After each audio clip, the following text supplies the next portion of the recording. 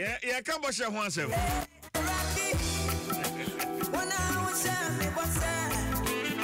Everybody, I'm on fire. She be okrom how. Me kai December num. Oh, nyango pomfa me boss. Je fanku penny pa wadano reju kum wonfa ne crunch yi. Nyango pomfa ne crunch yi because asama mekan ni din wom. Bro nyanimu. Brante ya sha me boss o CJ.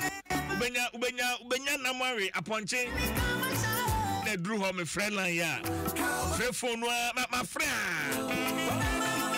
Mashabo. Waya juma jefanko hono anu waya juma.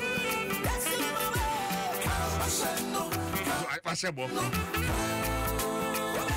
Nyangopo nani is in the Bible. Nyangopo nani nje nkwasiafo boshe ho. God is not Onipa ye bia osa ye yo. Me you are yo de wa ye nti. Momo Ghana ye muye bi ma ye. Yes do nyame chira mamo. Me na wono. Ede mu na bo bra no. Je na nye mu da je me do di tie di. Ka dina ma papa pass lo nyum dia be hia no. Baza. Ma ho dia wono. Onipa ye bia osa ye yo. You are yo, dear, why ain't you? Sure. Oh, I do promise you come crazy. Anyway, I put this in. I'm not senior now, right? Well, I'm pay the main Joe Bribby. I'm saying, you're not one bono. When I'm in Kai Ghana, and you're my baby to see top. You know, so you're me and Kai Ghana. Yeah, the Noma Bibri, Bidia go, the Aya man Nsem, na Aji Nsem, na fe a boy so, na a boy the society has said, yeah, we're Ghana back up. Is what I say. So, quarantine, yeka, baby, that says a culture, a shire, Ninchia, no, it's messy. Say, on mine chichiri, emphasis on the power in a kujina say, on mine chichiri, and Timin Kosun Koye, edidiatem. A first thing necessity, I said, no. A bribia now, person my can't put me a demano. Opeso my puntu, opposite Mabrunia and Dasonia out of son, and edidiatem. Yeah. Say yantia se from Yakasa well but even in Pini Quabetim dia ba so at but say a didiatem say unfa buo eman penyimu unfa buo eman kwadano Kwabena kasantwini bini okafo didi o well when I make say akafo didi no e share bufo eye hi so at say okafo didi enti sa ne o mani nyina no is avoidable but you baby a we be prefer say enum kura ba be fam than say onipa nankasa okoro so personal attack ma me fa togba fere de enye wa oni togba fere enye adwene no o kire de enti a one ne nya adwene wa oni togba fere afere ya adwene no wa kire de enti a one ne ya adwene simple as that at the end day the marker on this togba fere issue is on my Ghana sensem say sia baby asese e ko si sa how na no yensia no ye be did ye ho atem akasa dodo na wuti asem na nkasa sese solve no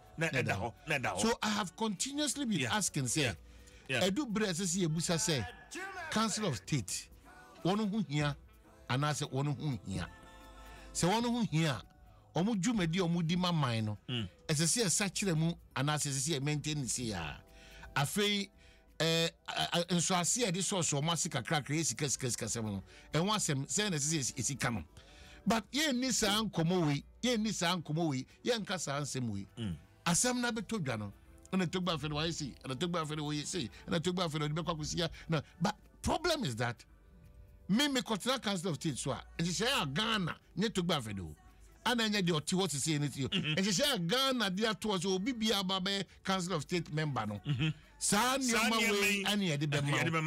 let's go back to Ghana. Go back to Ghana. And the Constitution of Ghana. And hwe.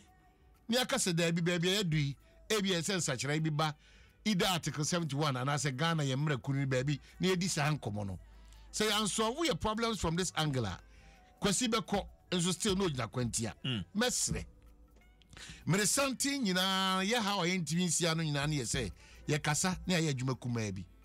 Yebeka sasa ubie radio ni TV baby anami yebeka sasa emra mejebre tie o yebeka sasa on ecosis yes now even on the government side it's divided aban MPP fo no mu na no ebi wo ho a wo mo togbe apede abaso say fire ade ebi nso so chese eyenhwehwe animu well whether na me chese ana waye no yesterday I took time to see whether eyenhwehwe animu whether a good gesture ni nyina ne say there seem to be a problem. That problem no needs to be tackled. And yes, sir, yebeko, yebeba, bribiada no. Se Kwabena Asante ko Council of State member. No so koji V8. No so koji na allowance. Now ne fie na sunu the age graduation man. Now be attacking the person Kwabena Asante say o fudia de and onim de oya. Now onim de won so ka. If say yen hihye da ho. Me pa maji me pa menji eno nye the solution to the problem.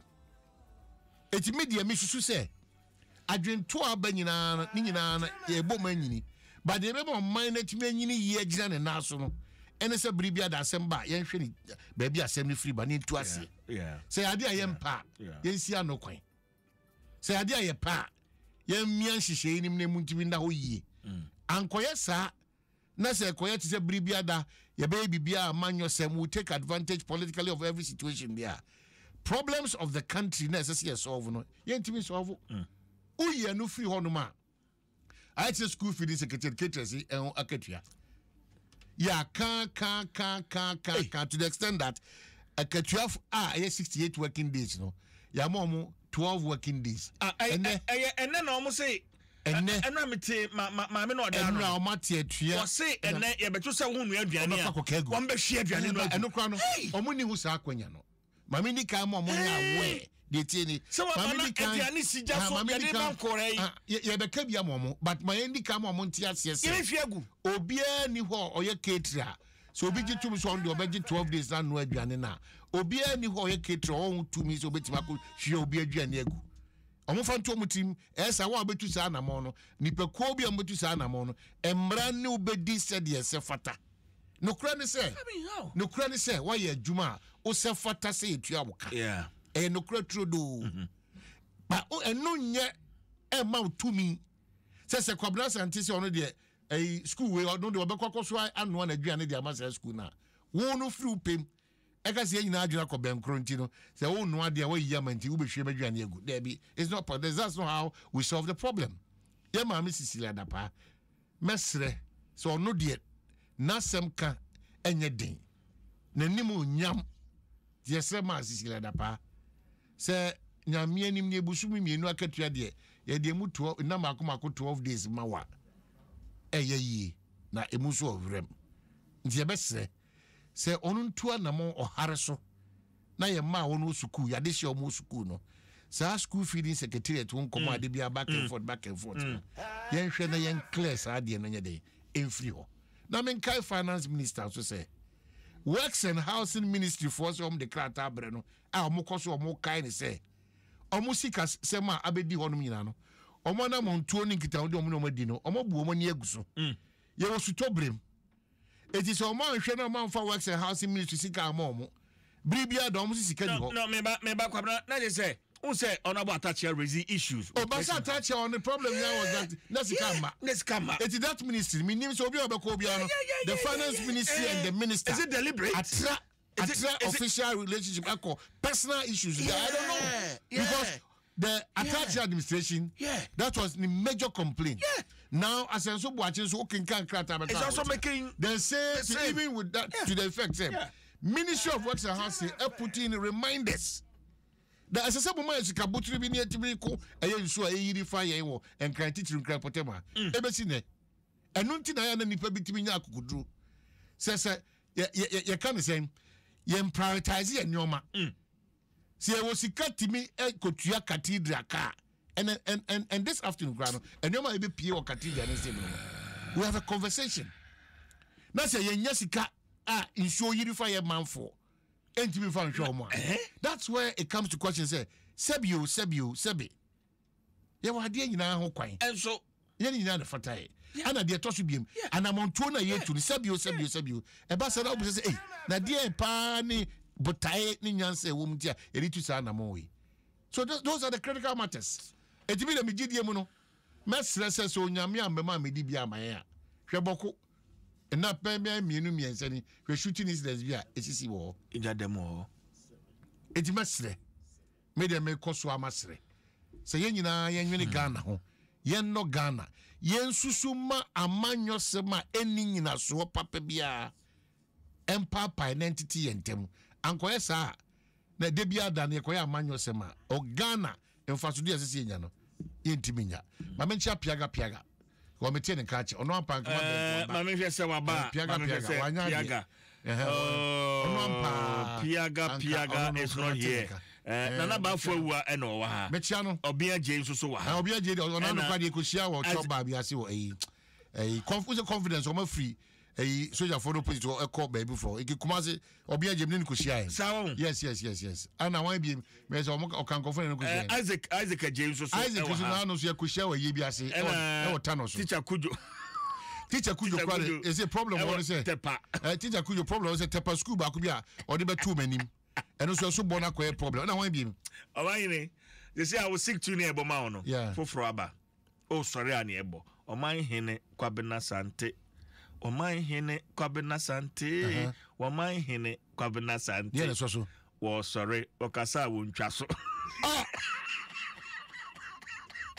eno mo your story bi wa nana mentimenti mi suo mi kan mu sa 15-year-old yeah mi suya and me did say my susa and I pay person mo be because I breaking me down yeah Dwaso Kwabena and I pay yeah Dwaso and na mi nsunum no na mi suma because me na mi ti ade no onyame anim ni kure ni and na me ti ha na wo frɛ ayo a na obisa no na bibi tom so yeah Kwabena video no mintimi share 1 minute cry of the video the full video of for the first time in one as one anti 25 years and nyuma wa Kenya me no pa mo no ba a situation nyuma one aba no pay already amema enema be ha de bia Hassan so collaboration de bia Hassan collaboration e hu hwe be kwa Kwabena mama mo new sick tune ma ma kwa na yes ejuma we cry yeah